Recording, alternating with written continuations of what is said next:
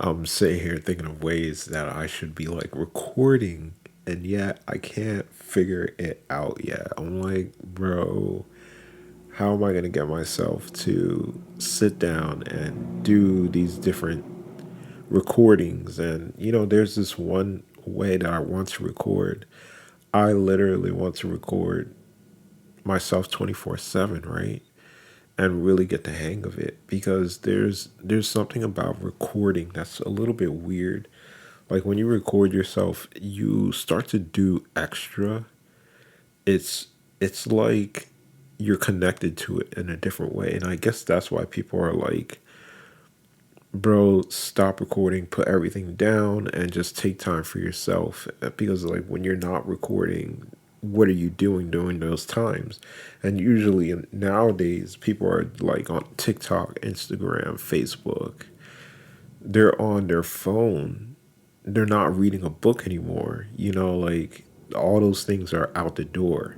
But I like to get everything, all the sounds that you can hear in here, because I do sometimes put the noise gate on, but that's just to make it sound a little bit nicer and a little bit more professional. But I would rather you get everything that I'm listening to.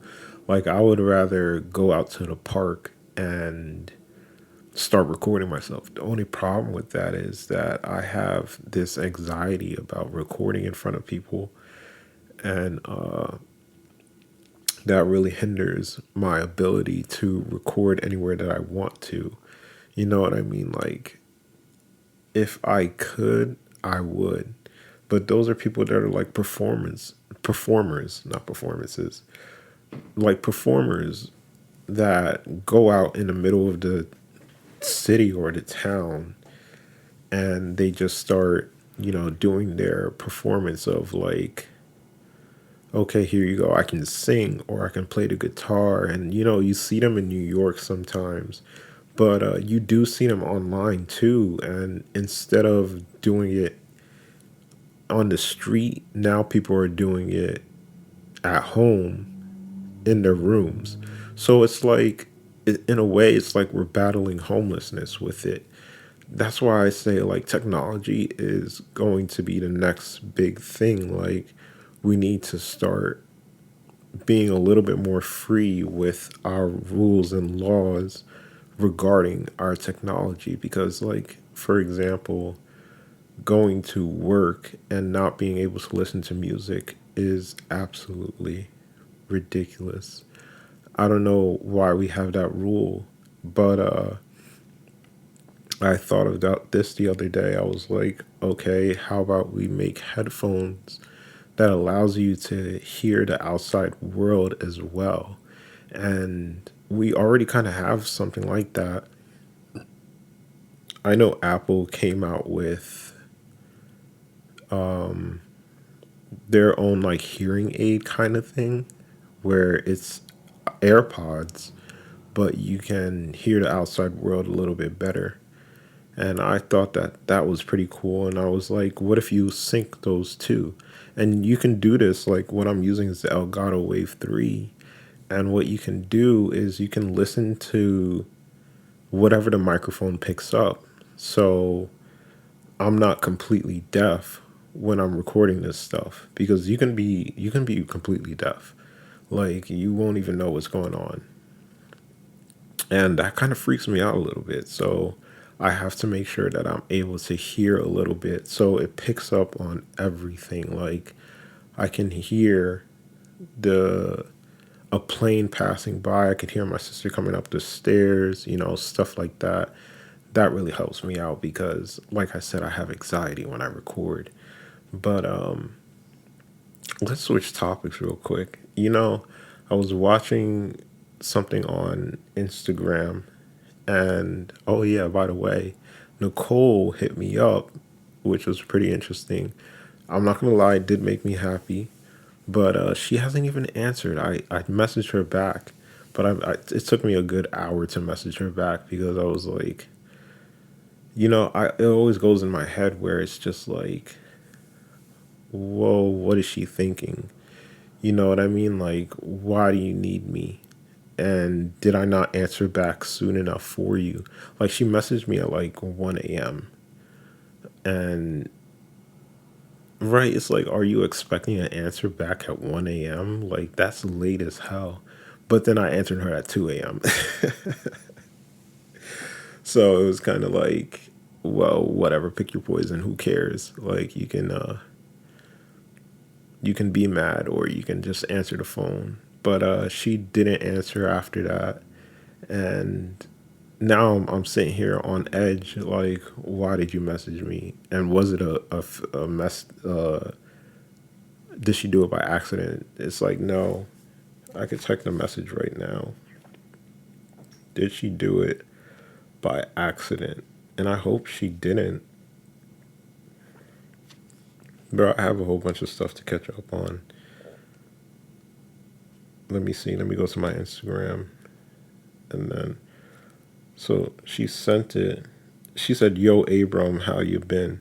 So it's probably for weed or something like that. You know what I mean? Like, it's a typical thing that Nicole would do and say.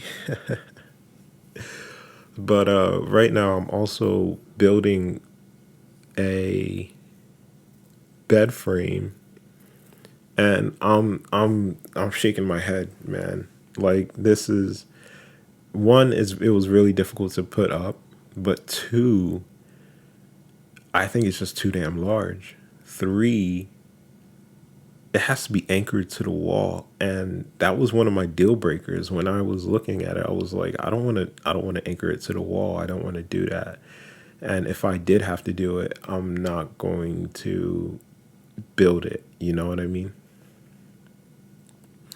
But now that I'm thinking about it, it said that you needed three people in order to build this, but I don't know. I don't know what's going on. Okay, literally, I'm not really too sure what's going on. It's really aggravating me. It's really big, and I don't think I want it anymore. You should see it though. I mean, it would be a nice addition to the room. Like, the the thought behind it fits. You know what I mean? Like, I'll be able to do everything that I want. It's a it will definitely make my room into like a studio. And I if you treat it like, that's how you should be, right? You should treat your bedroom as a apartment. You know what I mean? Unfortunately, it doesn't have the kitchen and the bathroom, but I want to be able to build something like that. I don't know why nobody has thought of that. Like, why aren't you building a house where each room, just imagine this, each room has its own kitchen and bathroom. Each room. So if you have a 3 bedroom house, that means you have 3 bathrooms and you have 3 kitchens. And nobody thinks about that. But I'm guessing that kitchens need a gas line, but like, you don't even need a kitchen. You don't even need a kitchen. Well, you don't even need a stove is what I'm trying to say. Not the kitchen. You need the kitchen. You don't really need the stove, because a microwave would do. It might not be the healthiest thing ever,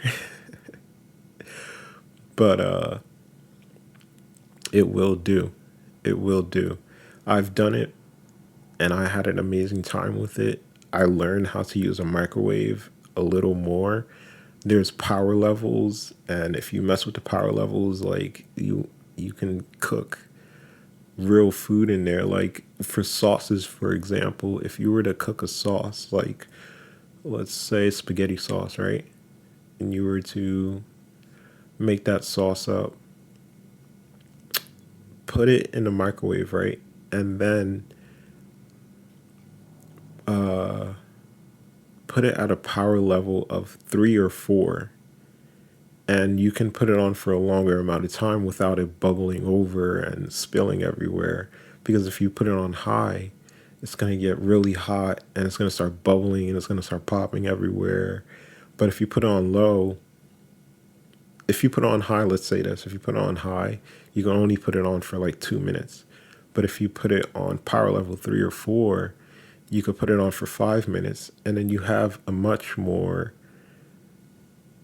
well rounded, cooked off thing. You know what I mean? But yeah, let's get back to this Instagram thing.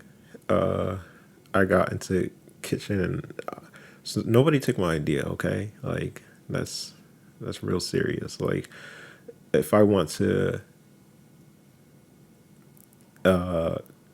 create a house, or what do they call it? Engineer a house, customize a house. I don't know what that word is right now. I'm completely blanking out. But if I was to customize my own house, if I was to build my own house, or if somebody were to put me in charge of building a house, I would be like, all right, look here, it's gonna have a mini kitchen, and in the suburbs, it would be like, okay, you can only get a microwave in here, so you have like a little countertop for a microwave. Like I'm thinking, like even the size of this room is okay, and then just a little bit extended for the bathroom and the kitchen, and it will be perfect. I wish you guys could see what I'm talking about. I'm not sure how big this room is. I think it's like 10 by 12.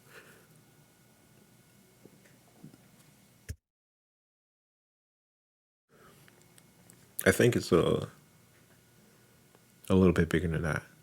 Sorry, I muted myself so I could burp.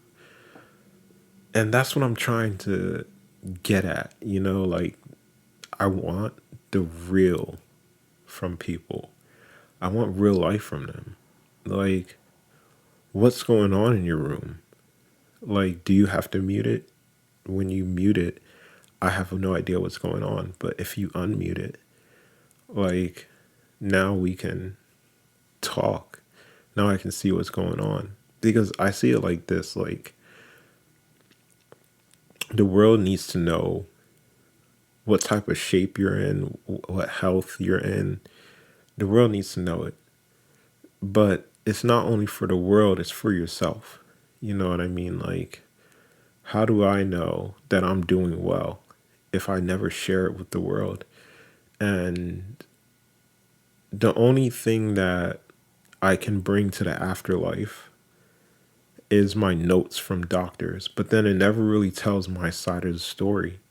You know what I mean? It only tells what the outside world is perceiving you as. And 100% is going to be wrong because everybody has their own story. And unless you are able to tell that story, nobody will understand who you are. Nobody will care. And I feel like that's what's really dangerous, because we don't explain ourselves. We don't say anything about ourselves. We simply put up random pictures, you know what I mean? And I just followed Samir, I think that's what his name is. And he got both his legs amputated, and now he's talking about being positive. And I'm looking at myself, and I'm like, I'm doing the same thing, because he's now disabled and I'm considered disabled as well. He can still go to work and everything, but he's still disabled, meaning that he needs some assistance to help him throughout his day, because you just never know where his mindset is going to be at. Like today it could be like, bro, I lost my fucking legs. I just lost my legs. I can't believe it. Other day he could be in mind numbing pain. Mind numbing pain is so much different than physical pain. You know what I mean? And that's typically where I'm at right now. Like the pain that I'm in is mental. Like I'm constantly worried about if I'm doing the right thing or not. And I just have so much worry because of how I've been treated for having this mental illness. It's always like the world has basically perceived it like this: you're always wrong and somebody else is always right. Like you're always messing up. That's what it feels like when you have schizophrenia. It feels like you're always wrong. Like you don't ever get anything right. And it's very frustrating. And people try to help a little bit, but when they help, they do so much damage. You know what I mean? So it's great that they're helping, but like they're just damaging it so much. Um, I keep going back to this Instagram thing. All right, let's talk about Instagram. So there was this guy, and he basically his story went like this. The girl texted him to come over, and he was like, "Yeah, sure, I'll come over." And then when he gets there, he can't get in the door, and she's not answering him. So he basically forces himself inside of the apartment, and then he said that he told her that he broke her door, and she just kind of ignored it because she was sleepy. She was sleeping at the time that he broke in, and she didn't know that he was in there. You know what I mean? So he got to her, and then they started making out, and then they had sex, I guess. That's what the guy said. And he's talking to the police at this point, and he was like, she was like, "Oh, did you break my door?" And he's like, "Yeah, I broke your door. I'm gonna pay for it." And then she's like, "Okay, I want you out of here." And then he was like, "Okay, I'll get out." And then he didn't have a shirt on, and he was like, "I'm not gonna leave without my shirt. I'm not gonna walk home without a shirt." And she's just like, "Get out, get out, get out." And the dude is just like, "No, no, I'm not gonna get out until I get my shirt." And then she was like, "I'm gonna call the police." And he was like, "Fine, go ahead and call the police, but I'm not leaving without my shirt." So the police dictated that it was assault because he broke into the door, and all you can see is like him, his story, and the broken door, and this girl saying like, "He abused me, he did this to me." And all this could have been avoided if his story was 100% correct. All of this could have been avoided if he just had left without his shirt. And a lot of these situations happen with guys and girls, and it happens a lot more often than you would think. You don't hear about it because it probably goes unnoticed. Like nobody really talks about it. Nobody wants to say anything about it. Like for example, for me, I remember there was two instances that I was told that I was being too aggressive or something like that. And the one instance was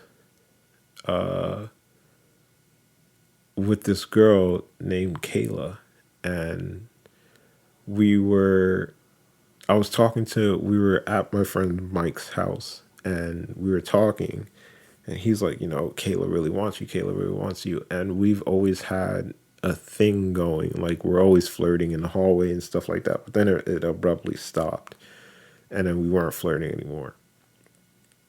But I didn't know that she liked me. You know what I mean? So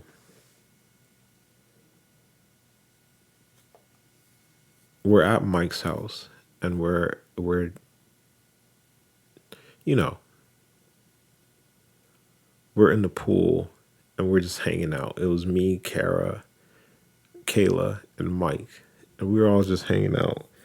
And then Mike tells me, he's like, "Yo, Kayla really wants you. Kayla really wants you." And I was just like, "Okay, okay, that's cool. That's cool." I've been on and off with my ex girlfriend. I've been on and off with my girlfriend. I don't know if I should call her ex girlfriend or girlfriend. If I'm in the past tense, right now she's my ex, but before then she was my on and off again girlfriend. And we've been on and off, and she's been a total dick to me. Like I'll tell you about Randy over and over and over again. It's such a bad story, but I couldn't do anything about it. And her backstory was villainous. Like it makes Batman's backstory sound like a sob story, like the saddest thing that you could ever hear, but you're just like, whatever, bro. But we were we were there, and I was just like, I guess I was emotionally damaged, like emotional damage to the nth degree. And just doing my thing. I'm just like, I'm this shy guy. I don't really talk to girls like that. Like we didn't say anything to each other all night, but then we went skinny dipping, and I was like, all right, cool. We went skinny dipping, and we didn't even see each other. Like it was so dark, and Mike was like, you know what? Nobody can see shit. Let's just go skinny dipping. And I was like, all right, fine. And the girls were like, yeah, sure. And so they took off their bikinis. I took off my trousers, and I went butt naked. Like I don't know if Mike went with his underwear, but me personally, I was butt naked. But it was dark outside. Like you couldn't see anything. Like literally, you couldn't see anything. It was such a disappointing thing. I was just like, bro, you can't see shit. And it's like that's how it's supposed to be. I'm like, all right, cool. And we're running around in the pool. We're running in circles, and then we get out. Still can't see anything. We put on our towels and everything. Still can't see anything. We go inside. Mike doesn't like hint to me or anything, but like in the beginning, he told me like, "Oh, she really wants you. She really wants you." So then we go downstairs in the basement, and it's time to go to sleep. And Mike is like, "All right, I'm gonna head upstairs. I'm gonna sleep in my room." He usually sleeps with us, but like I don't know why he didn't sleep. Whatever, it doesn't really matter. I'm not sure why he didn't really sleep downstairs, but it was me, Kayla, and Kira that was downstairs in the basement. And then all of a sudden, I started advancing on Kayla, and like it's kind of like an out of body experience where you're just like, it's kind of like you're exhausted and you have this child with you, and then the child, you're just exhausted. The child stops screaming, and you're just like, okay, cool. You stop screaming. I don't have to worry about you. You turn away for like 15 minutes, and the next thing you know, they've eaten up like 10 Legos behind your back. And then you just like, you snap to it. You're like, oh crap, what are you doing? What are you doing? That's exactly what kind of happened, where it was like I was just forcing myself on her. And she was like, no, no, no. And it was for obvious reasons. Kara's there. Kara's right there. She's in the room. Like, I'm not supposed to be doing this. I don't know why I'm pushing myself on her.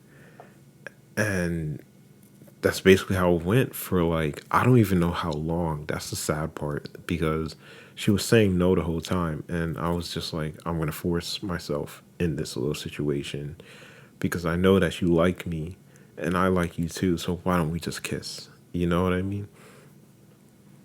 The situation was terrible because, Kara was right there. If anything, if she wasn't there, then maybe something would have went down. You know what I mean? But regardless, we're in Mike's house. She's a friend of Mike's. You don't know what if the parents would come downstairs or something like that. You just don't know what's gonna happen. And I just disregarded that whole thing and I went for it. And to this day, I'm just like, I don't know why I did that. I really don't know why I did that. It sucks. It's not something that you want to do. That's why I have so much sympathy for people that go to jail and people that get in trouble, because it's like, it seems like you want to do it. It seems like it's all you. Like, this is your thought process. This is what's going to happen. And you're just going to do it just because you're like, fuck the consequences. But it's like, no, dude, I'm not saying fuck the consequences. It's just that I don't know what I'm doing at that moment. It's like I turned away from my body for 15 minutes, and all of a sudden the world went to hell. You know what I mean? Can't do anything about it. Cannot do anything about it.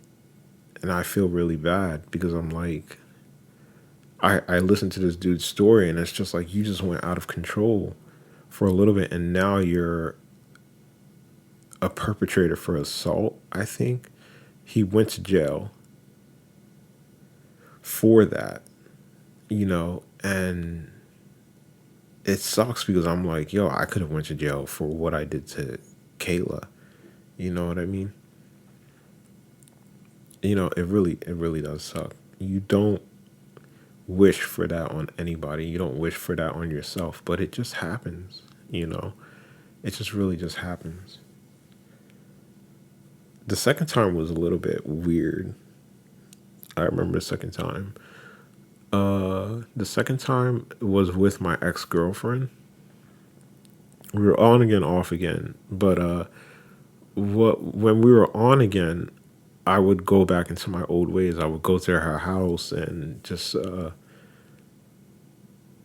be there as much as possible. You know what I mean?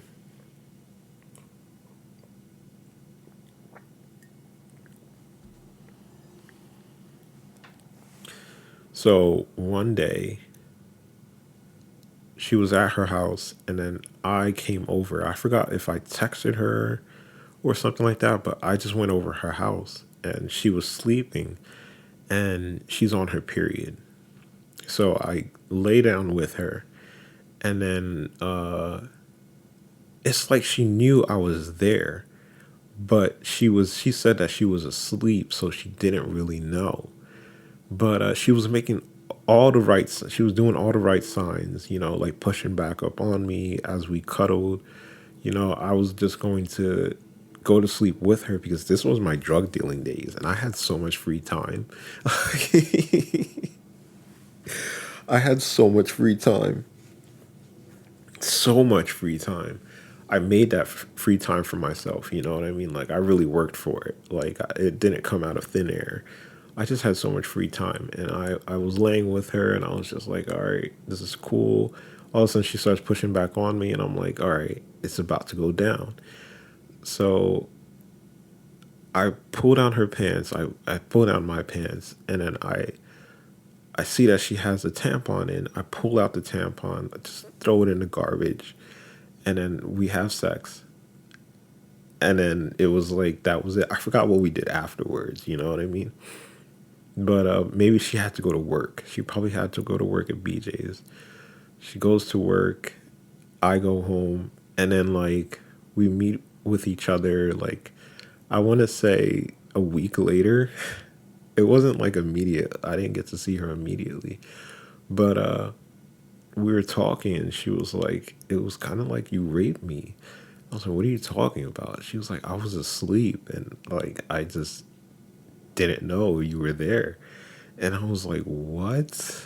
If you didn't know I was there, why didn't you wake up or say anything? Like, why were you doing everything right? And I'm the wrong one in this situation?" So the second time was a little just confusing. It was just really dumb.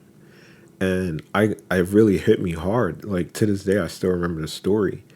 It really hit me hard because I was like, I don't want to be like that. Like, I don't want to eventually go out into the world and be like, I have a problem with girls. Like, I can't really, what's it called? I can't really communicate with them. I'm just gonna use communicate. Fuck it. I can't really communicate with them. Like, it doesn't go my way all the time. Like, I feel like we have to be able to talk about this kind of stuff. But the way society is, you know, once they say that you're wrong, they won't listen to you anymore, and they'll be like, "You're dead wrong. Like, go screw yourself." And I'm just sitting here like, okay, like I can't really say anything, and I have this problem, and you're telling me just to shut up about it. okay, I'm going to shut up about it. It's just going to blow over. And then when it blows over, you're going to be like, you should have said something. It's like you were telling me to shut up the whole time. Why would I say anything to you? Why would I even try to say anything to you if you're just going to tell me to shut up and you're just going to tell me that I'm an idiot? You know what I mean? That's what happens a lot. And my schizophrenia worked well off that because there was a point in time where I really should have said something, but society is just so scary. You know what I mean? Like you can't really say what's on your mind because then it will be anarchy. But we're born from anarchy. You know what I mean? We're born of blood and pain. You know, our mothers sit there and push us out and they're bleeding, and sometimes they ask for numbing medication, and at one point in time there was no numbing medication. It was just them and a baby just pushing, and they're just going off of feels at that point. Like think back to the Neanderthals and shit like that. Like that's crazy. No, but I was just thinking like we definitely evolved a little too quickly for my taste. Like how did we evolve so fast? But anyway, yeah, yeah. I have to get back to this bed. It is really difficult to do. Really difficult to do. I'm thinking of sending it back, getting my 500, and then investing heavily on equipment to record and stuff like that because this really put me back, and I wasn't thinking that it would be this difficult to do. And I told myself that if it was difficult, I am not going to do it. I don't want to do it. And now I got myself here, like, trying to find the studs. This is ridiculous. This is ridiculous. But I got myself stuck in this, so I have to ride it out. Ride it out. Ride it the fuck out, I guess. I guess. But I'm gonna go outside. I'm gonna check the boxes. I'm gonna be like, yo, I'm not sure if I can do this because I'm gonna anchor it to the wall. Okay, I'll do that much, and then I'll see if the pistons will decompress. And if they do, then great. But if they don't, I don't know what I want to do with this. I don't. I really don't want it. It's annoying, and it's pissing me off. But yeah, I just wanted to talk about that real quick. I saw that guy on Instagram, and I was just like, that sucks, dude. Like I completely feel for you because I could easily be in his spot. And I've been in so many situations where I should have been in jail, but something got me out of it. Like if I was a great drug dealer, you know what I mean, and I got caught because I would have eventually gotten caught.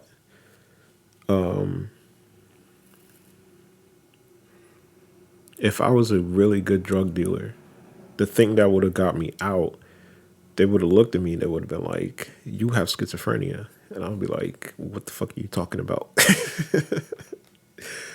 And then they would be like, "All right, you have schizophrenia. We have to help you out." So I would probably have my friend Dan. He got 1 year with a manufacturing charge, so he's a felon. I'm not sure what the difference is. All I know is May keeps saying that shit. He's like he's a fucking felon, dude. I can't do anything with this guy. I'm just like, okay, he's a felon. Apparently a felon is like a step up. Like you were put in prison, dude. You went to prison. Like you didn't there's a difference between prison and county, and I'm not sure what that difference is yet. So all I know is like people when I was in the hospital and we were doing therapy and stuff like that. I remember them. They were talking about it. They were like, "Yo, bro, have you been to county?" And people were like, what? No, I haven't been to county. It's like, then you didn't go to prison, dude. Oh, you were just in holding? What was it? Just 5 days? And I was like, yeah, yeah. And I was like, yeah, bro, you didn't go to county, bro. You went to prison. That was the talks that we were having in our therapy sessions. Like it was real intense, bro. I was just with a bunch of hoodlums. They weren't hoodlums. Like they look like innocent people, but having schizophrenia and knowing what goes on behind the curtain, it's just like, bro, these people are scary.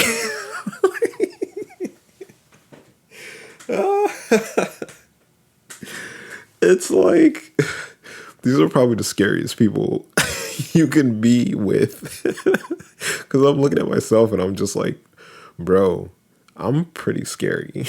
Like, it's not like I try to be scary. You know what I mean? But schizophrenia is a real thing. And it gets real serious in here. In your head, it gets real serious. And in life, it gets real serious. Like right now, I'm not even able to drive. I can't even drive a freaking car, dude. Like that's how serious it is. I can't. What am I supposed to do? You know what I mean? But yeah, yeah, yeah. Why is schizophrenia scary? Why is it scary? Because anything can happen. Anything can happen. The worst can happen. Anything, the good can happen. But typically, it's the worst that can happen.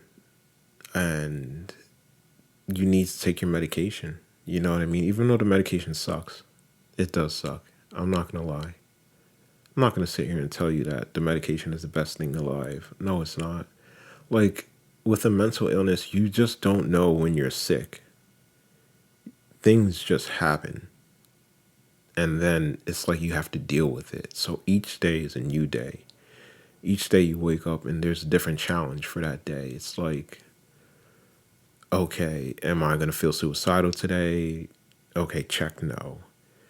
Why do I feel suicidal? Okay, I drank too much of something. Something is not right.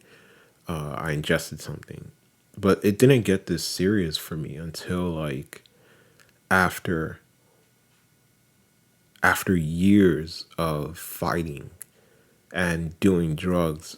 As soon as I got off the medication, and what happened was that what I didn't know, and I don't think a lot of people know this, but when you get off the medication, it's still in your system. It's still in your system. It has done irreversible things to your brain. Irreversible, meaning that 6 months after you stop taking medication, it is still there. It's still there. It's doing something. Is it helping? Is it hindering? I say that it's hindering because when you stop something, it should stop. Should it not? Like, why is this medication still working 6 months after? But it's not even working, really. It is, it's in the way. It's definitely in the way. Like, when you get this medication, it shouldn't stay in your system. And that's what it did. It stayed in my system. And what I started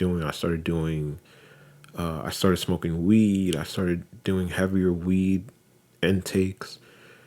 And what it did was it reacted with the medication that was still in my bloodstream, and it became a weapon. It became this terrible thing where it's like now I can't even smoke a CBD joint, because if I smoke a CBD joint and I get inside a car, I feel like I'm about to die. Like it's really bad. Like I won't be able to drive around with anybody. So, the first time that I was on this shot, it wasn't like that. It was just like, okay, I could smoke. I was able to smoke CBD. You know, I was perfectly fine, and I would have been happy like that. I would have led a happy life, but my mind wasn't in the right state of mind, and I was smoking CBD, and then I started smoking weed, and then the weed had a really, really negative effect with the medication. Real negative.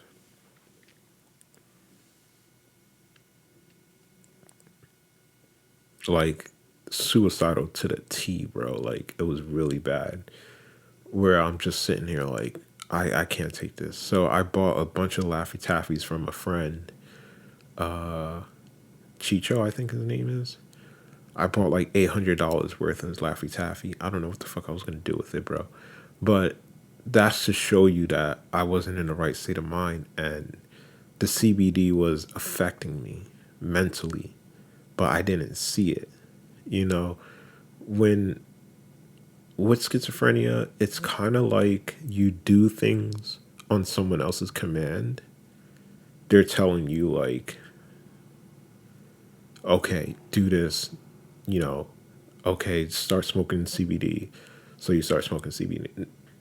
And then it's like, all right, stop taking your medication. And it's like, all right, I'm gonna stop taking my medication. It's like you're fine, you're good without your medication. And then it's like, all right, go get your own apartment. So you search up and you find the cheapest one that you can find. And then you go to that apartment. And then it's like, all right, get a job. You're like, all right, I'm gonna get this job. You get a great job. You're able to do the hours and everything. And then it's like, all right, work less hours. And then you start working less hours. Start doing more free time. Everything sounds good. You know, this whole story sounds pretty good so far. Like I would be like, oh, that boy sounds like he has it in the bag. And then it's like, start stealing from your jobs. And you're like, what? And it's like, yeah, just start doing it. So you just start doing it. And that's what's scary about schizophrenia. That's what nobody really truly understands, because nobody sits down and explains it, because it feels like nobody's listening. You know what I mean? It's like they listen, but they freak out, and it's annoying. It's so annoying. It's like I need to tell you something, but I don't need you to freak out on me. And they're like, yeah, yeah, sure, we're not gonna freak out. We're not gonna freak out. You tell them, and they're like, holy shit, this dude is suicidal. We got to get him on different meds. We got to ship him out to the hospital. We got to figure out what's wrong with him.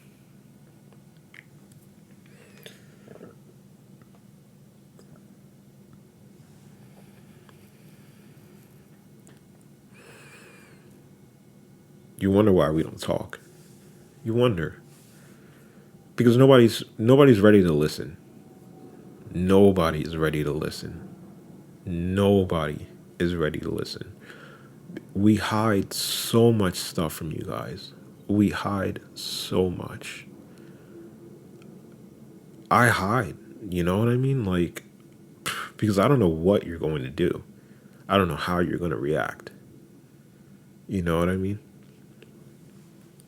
It's a hell of a life, though. You know what I'm saying is, like, if you're ready to listen, that's great. That's great. You know what I mean? That's cool and all. If you're ready to listen, I hope you are.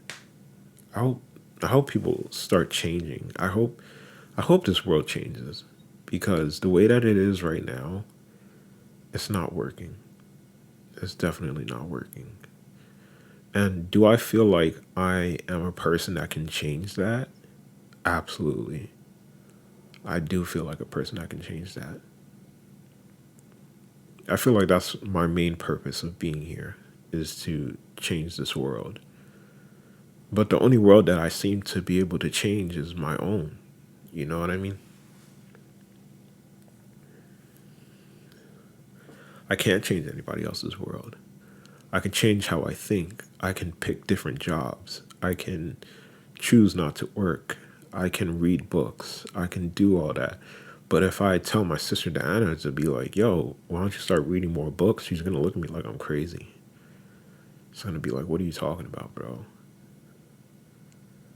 And then I'm just sitting here like, what do you mean? What am I talking about? Like, don't you want to elevate yourself? And these people are like, no, absolutely not. But I don't know if I'm going to noise gate this because I want you to hear everything. I want you to have the ambiance of where I'm at. I know that it's noisy and that it's annoying, but I feel like I'm doing it for all those people out there that are stuck and they're like, nothing is good enough. Whatever I do is not good enough. No, whatever you're doing is perfect, dude. Whatever you're doing is perfect. Yeah, I'm gonna upload this. I think I got a nice chat out. I just wanted to talk. I just wanted to talk, bro.